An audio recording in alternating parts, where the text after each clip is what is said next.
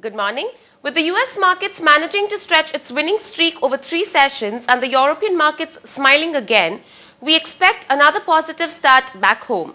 However, the pattern seems to be changing for the Asian markets, which do not seem to be excited. This may just hold back the bulls unless the global cues are supportive. The NSE Nifty failed to close above 5,300 levels.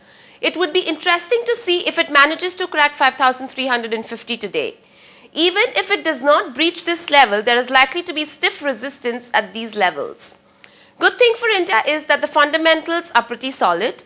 Inflation, which remains a big worry, is expected to moderate with a good monsoon.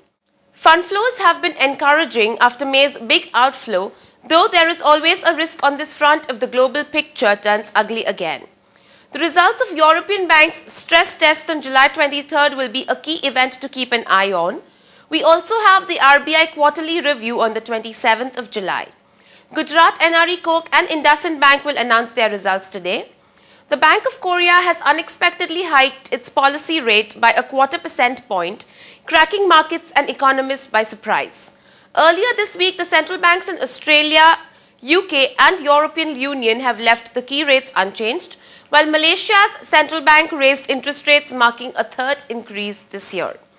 The European Central Bank President Jean-Claude Trichet said yesterday that Europe's economy is stronger than some investors think and that it signaled that the bank does not intend to do more to fight the sovereign debt crisis for now.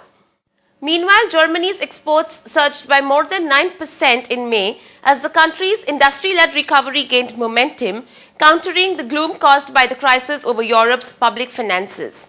Also, German seasonally adjusted industrial production expanded 2.6% in May from the previous month, ahead of a forecast for a 1% rise.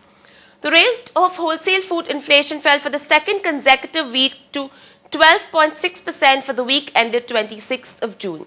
India to grow at 9.5% in 2010, says IMF. Passenger vehicles to register a 12 to 13% growth in 2010-2011 as per CM.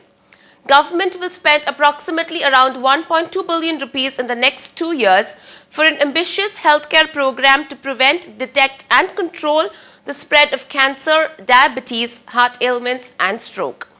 Bajaj Auto and the Renault-Nissan Alliance today signed a MOU to produce the ultra-low-cost car which is likely to hit India and overseas market by 2012. L&T Infrastructure Finance Company, a subsidiary of L&T, received the status of Infrastructure Finance Company from RBI. IOC said there will be no revision in oil price hike if global crude oil prices do not fluctuate wildly. Axis Bank looking to sell all its 4,200 ATMs to third-party service providers.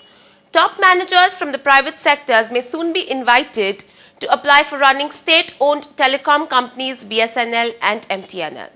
The Network 18 Group is creating 2 new listed entities to simplify its holding structure and realign its business into broadcast and emerging media. Moving on to the recommendations, the technical calls are: a buy on SR Oil. We recommend traders to buy the stock in the range above Rs 141 with stop loss at Rs 136.50 for a target price of Rs 150. And a buy on Oriental Bank of Commerce. We advise buying the stock above Rs 338 with a stop loss at Rs 330 for a target price of Rs 356 for 1 week delivery. The derivative strategies are: short BPCL July future in the range of Rs 703 to Rs 705 for a target price of Rs 673 and a stop loss is to be placed at Rs 718.25, and short Bharti July future in the range of Rs 281 to 282 for a target price of Rs 271 and a stop loss is to be placed at Rs 286. Thank you and have a great day ahead.